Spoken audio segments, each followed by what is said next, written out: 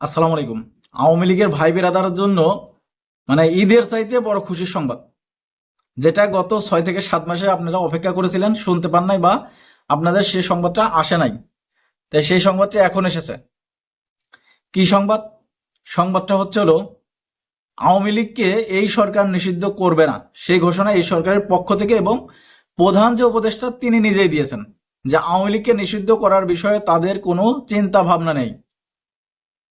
বোঝেন, এতদিন কিন্তু আমরা এদিক সেদিক এপার সিপার বা অন্যান্য রাজনৈতিক দল বিএনপি বা অন্যান্যদের মুখ থেকে শুনেছি, উপদেষ্টাদের মুখ থেকে কিন্তু সেগুলো শুনি নাই।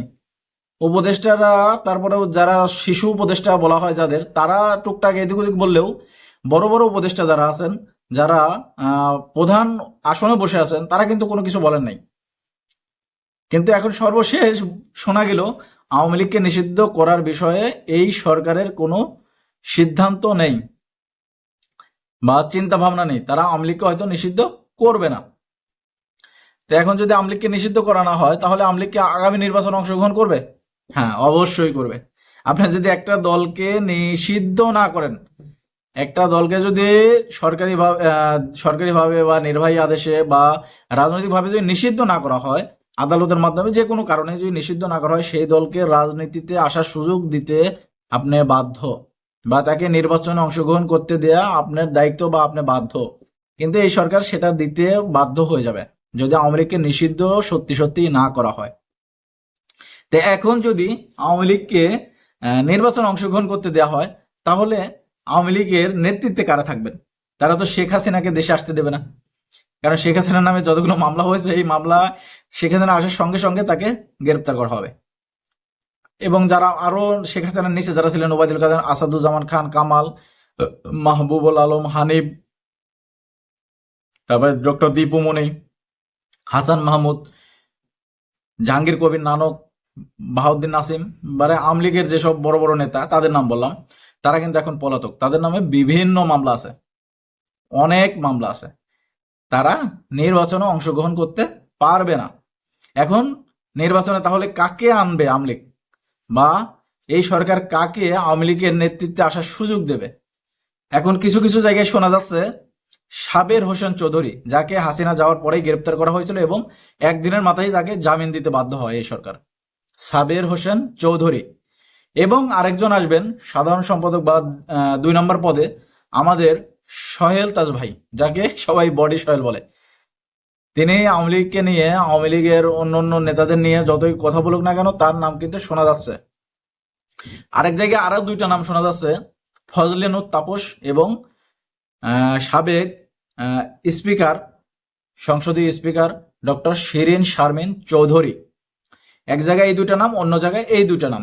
তবে যদি আওয়ামী লীগকে এইভাবে শেখ পরিবার বা হাসিনা ব্যতীত আনা হয়, তাহলে এই 4 জনের যে কোনো 2জন হয়তো থেকে যাবেন আওয়ামী লীগ যদি আগামী নির্বাচনে আসে।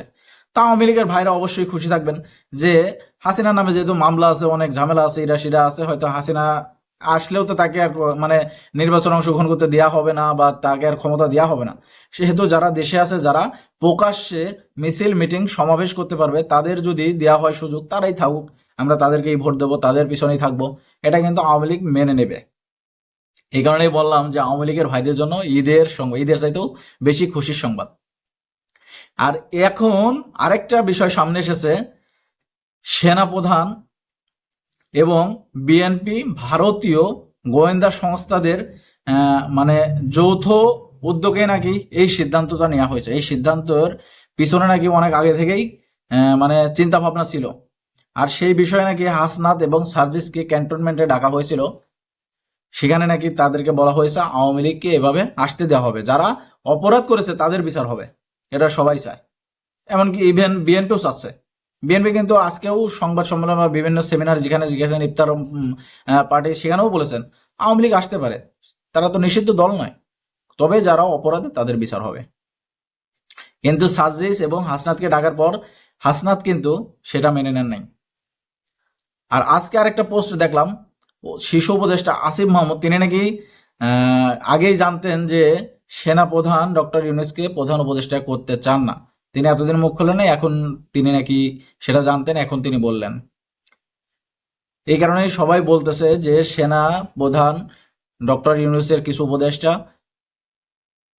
বিএনপি এবং ভারতীয় গোয়েন্দা সংস্থার সমন্বয়ে আওয়ামী লীগ আবার পুনর্গঠিত হবে এবং বাংলাদেশের রাজনীতি করবে। আর এই কারণে হাসনাত এবং সার্জিসের ডাকে এখন সারা বাংলাদেশে মোটামুটি আওয়ামী লীগ নিষিদ্ধের দাবিতে অবস্থান কর্মসূচি নিয়েছে, বিভিন্ন জায়গায় বিক্ষোভ মিছিল সমাবেশ হচ্ছে। তা দর্শক, দেখা যাক, যেহেতু এরা সমাবেশ করছে বা যেটাই করুক না কেন, আওয়ামী লীগ হয়তো বাংলাদেশে নিষিদ্ধ হচ্ছে না, যেহেতু প্রধান উপদেষ্টাই এই কথাটা বলেছেন। আর যদি বিএনপি বা সেনাপ্রধান বা অন্যান্য যারা আছে, ইউরোপীয় ইউনিয়ন যেটাকে বলেন, জাতিসংঘের থেকে কিছু বলা হয়েছে, তা তারাও মোটামুটি চাচ্ছে না আওয়ামী লীগের মতন একটা রাজনৈতিক দলকে নিষিদ্ধ করা হোক।